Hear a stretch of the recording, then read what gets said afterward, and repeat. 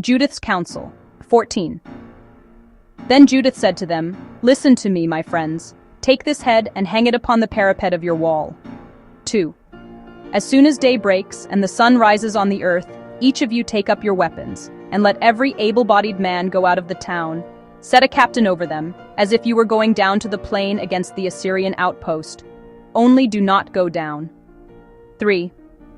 Then they will seize their arms and go into the camp and rouse the officers of the Assyrian army.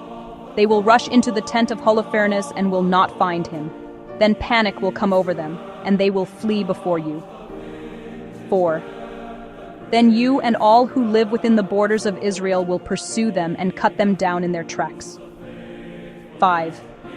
But before you do all this, bring Achior the Ammonite to me, so that he may see and recognize the man who despised the house of Israel and sent him to us as if to his death. 6. So they summoned Achior from the house of Ozias. When he came and saw the head of Holofernes in the hand of one of the men in the assembly of the people, he fell down on his face in a faint. 7. When they raised him up, he threw himself at Judith's feet and did obeisance to her and said, "Blessed are you in every tent of Judah. In every nation those who hear your name will be alarmed." 8. Now tell me what you have done during these days.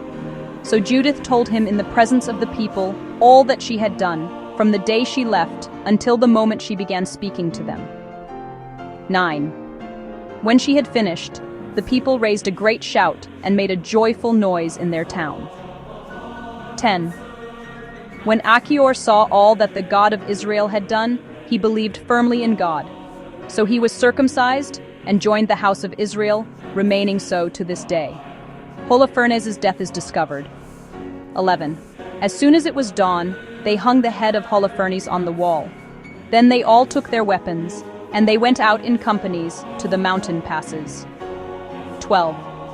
When the Assyrians saw them, they sent word to their commanders, who then went to the generals and the captains, and to all their other officers. 13. They came to Holofernes' tent and said to the steward in charge of all his personal affairs, "Wake up, our lord, for the slaves have been so bold as to come down against us to give battle, to their utter destruction." 14. So Ozias went in and knocked at the entry of the tent, for he supposed that he was sleeping with Judith. 15. But when no one answered, he opened it and went into the bedchamber and found him sprawled on the floor dead, with his head missing. 16. He cried out with a loud voice and wept and groaned and shouted and tore his clothes. 17. Then he went to the tent where Judith had stayed, and when he did not find her, he rushed out to the people and shouted. 18. The slaves have tricked us. One Hebrew woman has brought disgrace on the house of King Nebuchadnezzar. Look, Holofernes is lying on the ground, and his head is missing. 19. When the leaders of the Assyrian army heard this, they tore their tunics and were greatly dismayed, and their loud cries and shouts rose up throughout the camp.